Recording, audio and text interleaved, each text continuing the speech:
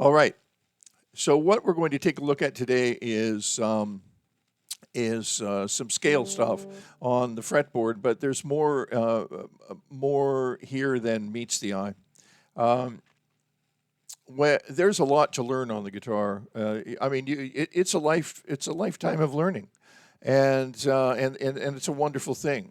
But if you learn little bits and pieces of stuff, it's a little bit like trying to bake a cake, and you have to shop for the ingredients in 10 different stores, right?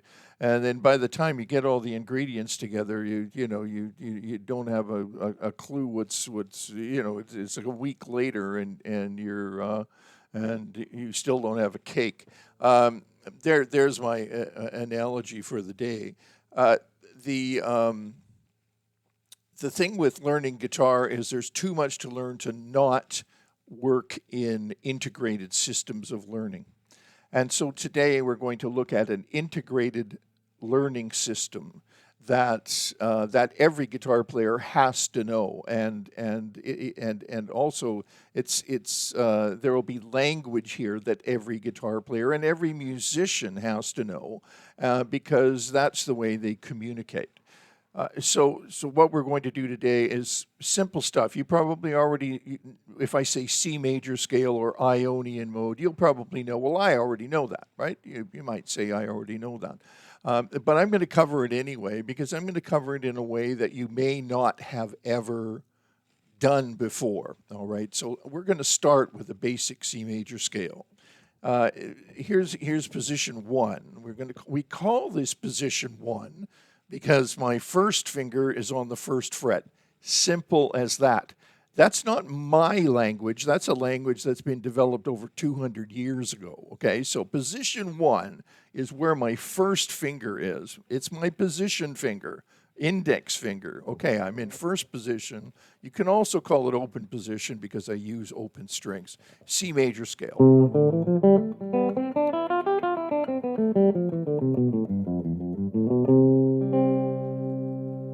All right. So there's position one of the C major scale. Then I move to position two, and they are integrated. Right. One dovetails with one scale position dovetails with the next scale position. The next scale position that will dovetail with this one is fifth position.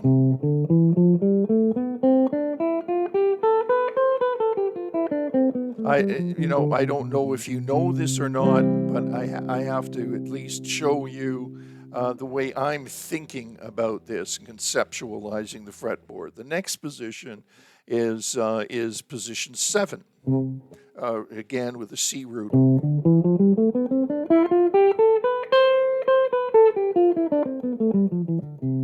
Right, so as you can see, first of all, check this out.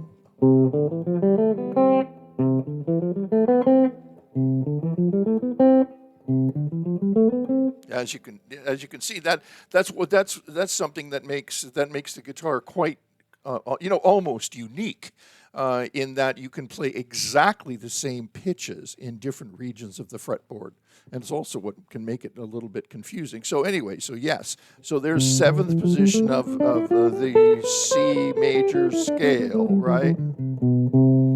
Okay. And then now I have to leap up to an octave, for the first time, to the C root note on string 4.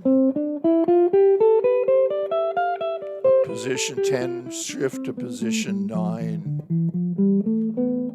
back to position 9 because my first finger is on the 9th.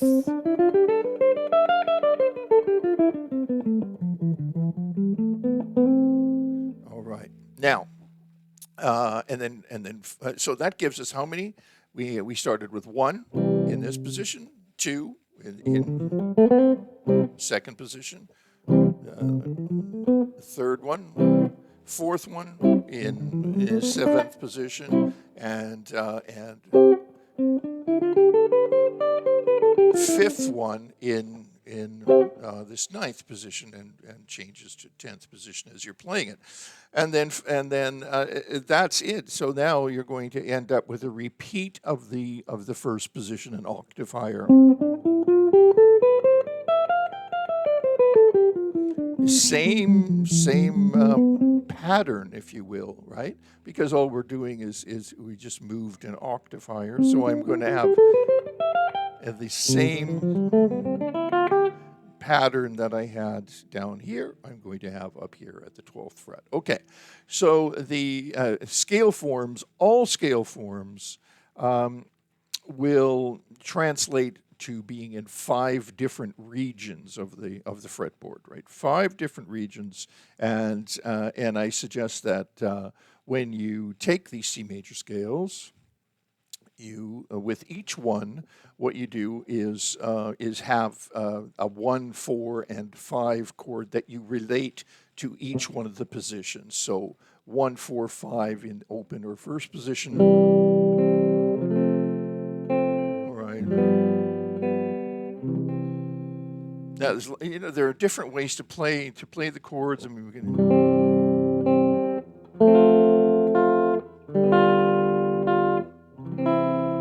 And you can hear that the top string is the one that pops out. And be aware of that. Whenever you're playing any chord, listen to the note that's on the top, and the note that's on the bottom, right? And those are the easiest ones to hear because that'll have profound implications as you move forward. The same thing in the next position. You have your 1 chord and your 4 chord and your 5 chord. Same thing in the next position. 1 and your 4 and your 5 and your 1. There's naturally different ways you can play each of these. But the point being that whenever you're practicing your scales, you've got harmonic tonalities that are related, diatonic harmonic tonalities. And diatonic meaning they come directly out of the scale, right? And so you want to take those and make sure that they are the pillar, harmonic pillar of the linear scale lines that you're playing. You want to always have harmonic references, right? And the same thing with this one up here, position 9, and then there's C here. It's sort of like a D shape. You could play D minor this way,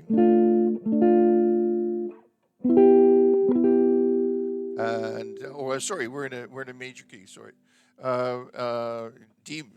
C major. I just popped to a minor key, the parallel minor. Sorry, C major, F major, and back to C major, C, F, and G. All right. So that gives you all the regions of the fretboard with their 1, 4, and 5 chords in each position. And there are, we could look at 1, 4, 5 chords for a little bit, just as a separate lesson. But that's a plural kind of systematic practice that you should be doing on a regular basis. What I'm getting at is what you do not want to do is learn one scale form and not have it related to all of the scale forms on the fretboard. So in this case, we're playing one scale, the scale of C major, and its related 1, 4, 5 chords, and we're integrating and an integrated systematic approach to the entire fretboard. This is the way you should be learning all of your scale forms. If you're just learning a little bit of a scale form here and a little bit of scale form there and a little bit here of this and that, with this one chord that's got nothing to do with anything else, you're running around from store to store trying to find the ingredients for your cake, and likely you'll never be able to bake a cake. So what we want to be able to do is bake the cake. And the cake, the analogy, let's take it one step further. The cake is actually being able to play music. What do you think, right? So we want to get to the point where you've got the mechanics that you need to play songs. And not just bits of songs, not just, a one lick of a song, but like conceptualizing an entire song from beginning to end, whether you're writing it or whether you're lifting it from another player. So in order to do that, what you need to have is an integrated approach to the fretboard that makes sense. So the fretboard expresses itself naturally in 5 different regions, and period. Like, that's it.